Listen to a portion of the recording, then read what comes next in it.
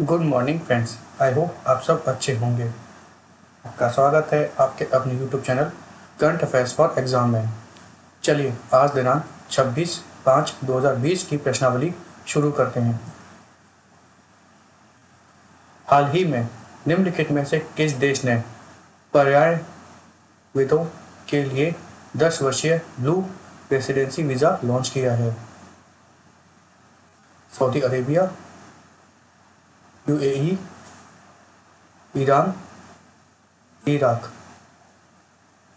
इसका सही जवाब है यूएई। हाल ही में यूएई ने पर्यावरणवादियों के लिए 10 साल का ब्लू रेसिडेंसी वीज़ा लॉन्च किया है। ब्लू रेसिडेंसी वीज़ा उन लोगों के लिए है जो कई पर्यावरण क्षेत्रों में काम करते हैं। चलिए अगले प्रश्न पर आते हैं। हाल ही में निम्नलिखित में से किस स्थान पर 46वां अंटार्कटिका संधि परामर्शदात्री बैठक आयोजित की गई? Recently, at which of the following places 46th Antarctica Treaty Consultative Meeting was recently organized? Kochi, Hyderabad, Mumbai, नई दिल्ली। इसका सही जवाब है कोची। हाल ही में कोची में 46वीं अंटार्कटिका संधि परामर्शदात्री बैठक आयोजित की गई। पृथ्वी विज्ञान मंत्रालय, मिनिस्ट्री ऑफ अर्थ साइंस, राष्ट्रीय ध्रुव और महासागर अनुसंधान केंद्र अर्थात national centre for polar and ocean research के माध्यम से ATCM 46 की मेजबानी कर रहा है। ATCM मतलब अंटार्कटिका ट्रीटी कंसल्टेटिव मीटिंग। इसका आयोजन 20 मई से 30 मई तक किया जाएगा। अंटार्कटिका संधि पर 1 दिसंबर 1959 में को वाशिंगटन में उन 12 देशों ने हस्ताक्षर किए जिनके वैज्ञानिक अंटार्कटिका में और उसके आसपास सक्रिय थे। भारत का पहला अंटार्कटिका अनुसंधान केंद्र दक्षिण गंगोत्री था, जिसे 1983 में स्थापित किया गया था। चलिए अगले प्रश्न पर आते हैं। हाल ही में IOCL अपना XP100 ईंधन निम्नलिखित में से किस देश को निर्यात करेगा? Sri Lanka, Mauritius, Myanmar, Bhutan. इसका सही जवाब है श्रीलंका। IOCL अपना XP100 इंजन श्रीलंका को निर्यात करेगा। चलिए अगले प्रश्न पर आते हैं। हाल ही में दीप्ति जीवांजी ने विश्व पैरा एथलेटिक चैंपियनशिप 2024 में महिलाओं की T20 400 मीटर स्पर्धा में निम्नलिखित में से कौन सा पदक जीता है?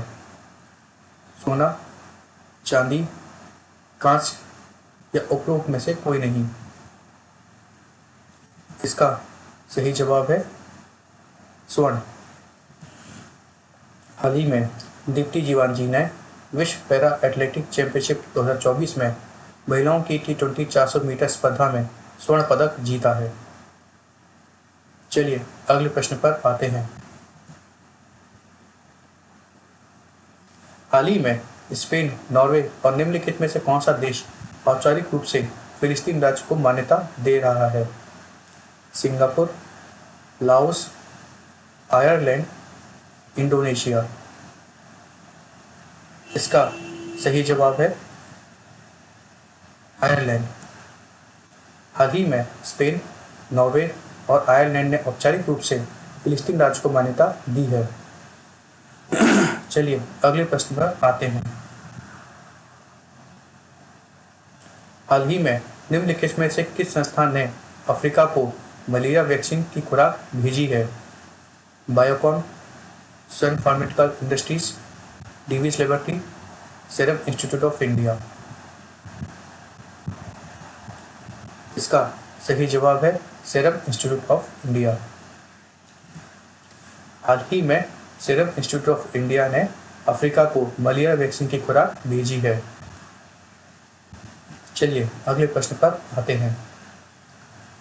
निम्नलिखित में से कौन सा राज्य सड़क सुरक्षा को बढ़ाने के लिए एआई संचालित यातायात प्रबंध प्रणाली पेश करेगा।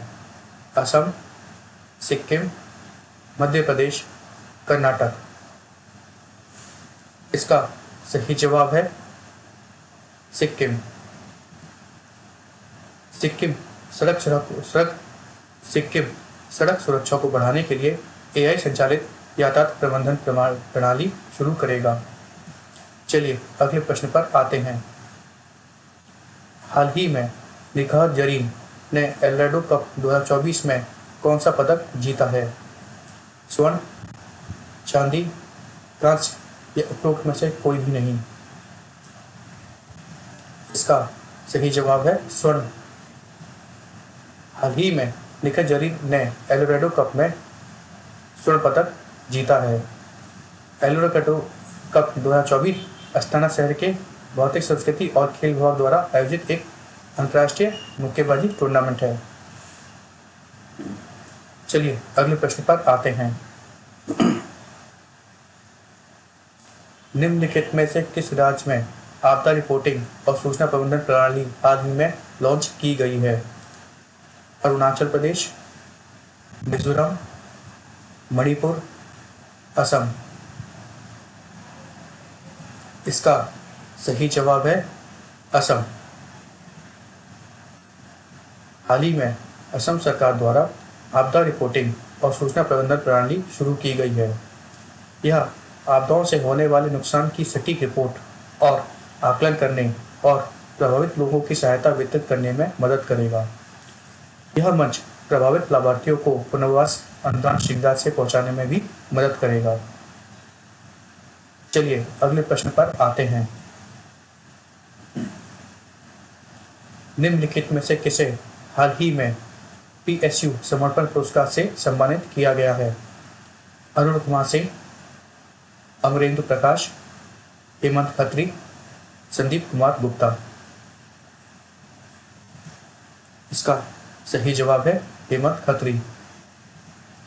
हाल ही में हेमंत खत्री को पीएसयू समर्पण पुरस्कार से सम्मानित किया गया है। फ्रेंड्स, आज का सेशन यही समाप्त होता है। आपको हमारा सेशन कैसा लगा कमेंट करके बताइएगा तथा लाइक एवं सब्सक्राइब अवश्य कीजिएगा। धन्यवाद।